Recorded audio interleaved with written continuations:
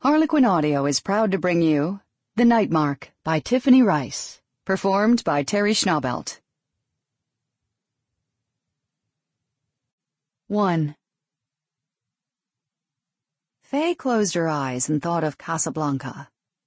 Easy to do since she'd been watching it earlier that day. She'd also watched it the week before, and the month before that. In the past 4 years, she'd watched it at least 10 times. Definitely more, but 10 was all she would admit to, if asked. And her husband had asked when he'd come home from work and found her watching it. "Again?" Hagen had asked. "It's a classic," was all Faye had said. Now, hours later, as Hagen kissed the back of her neck, her thoughts returned to Casablanca. It was 9 o'clock on Friday night, the 1 hour of the week they usually made the effort to show up for their marriage. But she hadn't felt well all day, tired, aching, and all she wanted to do was close her eyes and go to sleep. Since she couldn't sleep, she dreamed of Rick and Ilsa and Morocco, while Hagen did his best to pretend theirs was a real marriage. Faye was far more concerned about Bogey's Rick than Hagen. Had Rick ever found someone else to love, or had he made a monk of himself, living in celibate devotion to his beloved Ilsa for the rest of his life? Or maybe he'd died shortly after Ilsa got on that plane, killed by fascists or Nazis on his way to Brazzaville with Louis. Faye hoped he had died. Better that than live for decades still in love with a woman he could never have again.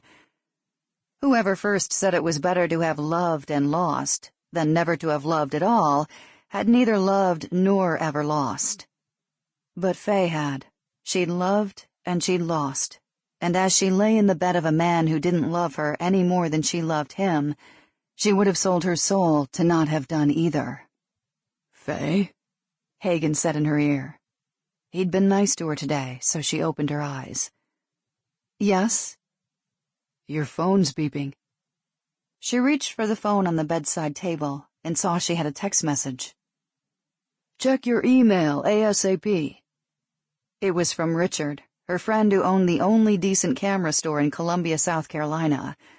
There was no good reason he would be emailing or texting her on a Friday night that she could think of, and many bad reasons.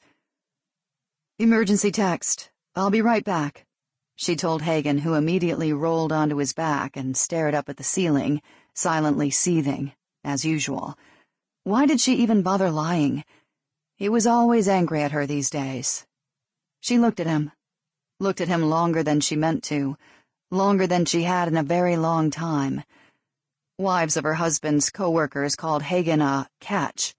That he was handsome, brown hair, brown eyes, good body, was merely the smallest part of the equation. He was a good provider. That was what one of her neighbor ladies had called him. And here in the South, where men were still expected to be breadwinners, patriarchs, and kings of the castle, that was the trump card. It didn't matter that Hagen spent every free moment outside work golfing with his buddies, that he rarely spoke to her except to criticize how she'd spent her days, and that the sole reason he was trying to have sex with her was so they could pretend they were happy together when they both knew better. Faye shut the bathroom door and read her email. "Hey, Faye, I just had to cancel some work. Got too busy with weddings. If you're interested, I'll give them your name. The ladies of the Low Country Preservation Society need a photographer for their annual Journey Through Time fundraising calendar. $10,000 for 100 exclusives. Landscapes, beach scenes, historical houses, ladies in dresses, the usual old-timey tourist shit. Due date August 1st. Yes or no?" Work. A job offer. She hadn't expected that. She hadn't taken on a professional photography assignment in almost 4 years. Last week she'd stopped by Richard's camera shop to buy a replacement lens cap for her Nikon. It had fallen off during a walk 2 weeks ago and rolled into a gutter. She'd mentioned to Richard she missed going out on assignments. He'd told her to help him with his summer wedding load, and she'd simply smiled at him and said, "No thanks, I don't do weddings."